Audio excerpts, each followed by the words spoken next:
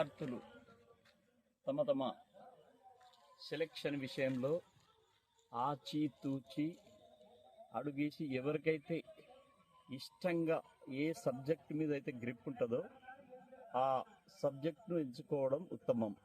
తల్లిదండ్రులు కూడా విద్యార్థులపై వేరే రకమైన ప్రభావం చూపకుండా వాళ్ళకి ఏ ఇష్టమైన సబ్జెక్ట్ ఉంటుందో ఆ సబ్జెక్టు పైనే ఫోకస్ చేయించి వాళ్ళని అదే సబ్జెక్టు పైన ఎంకరేజ్ చేయడం చాలా ఉత్తమంగా భావిస్తున్నాను. ఎందుకంటే విద్యార్థులు ఎలాంటి చెడు వ్యసనాలకు లోనవ్వకుండా వాటికి దూరంగా ఉండి ఫ్రెండ్షిప్ చేసే విషయంలో కూడా మంచి స్నేహితులను ఫ్రెండ్షిప్ చేసి వారి యొక్క సెలెక్షన్ అనేది మనస వాచ కర్మణ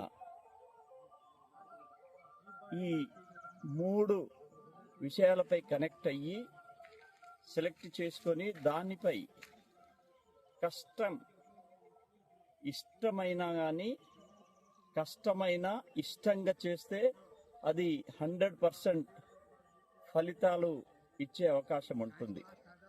నా సిన్సియర్ అడ్వైజ్ స్టూడెంట్స్కి ఏంటంటే వారికి ఇష్టమైన సబ్జెక్ట్ను ఎంత కష్టమైనా కానీ ఇష్టంగా చదివితే అది సక్సెస్కి దారితీస్తుంది. మన పూర్వీకులు కూడా కష్టే ఫలి అన్నారు. ఈ మధ్య నేను కూడా ఒక వైరల్ చూశాను. ఎవరైతే 25 సంవత్సరాలు కష్టపడి పని చేస్తారో వాళ్ళు 75 సంవత్సరాలు సంతోషంగా అనుభవిస్తారు. ఎవరైతే 25 సంవత్సరాలు సుఖ సంతోషాలతో ఇది చేస్తారో వాళ్ళు 75 సంవత్సరాలు కష్టపడతారు. కాబట్టి మనం 20 సంవత్సరాలు కొద్దిగా కష్టపడితే 70 సంవత్సరాలు ఎంజాయ్ చేయొచ్చు. అది 100కి 100 పాళ్ళు కరెక్ట్. కాబట్టి ఆ ఫిలాసఫీని మీరు దృష్టిలో పెట్టుకొని పనిచేస్తే 100% సక్సెస్ అవుతారు.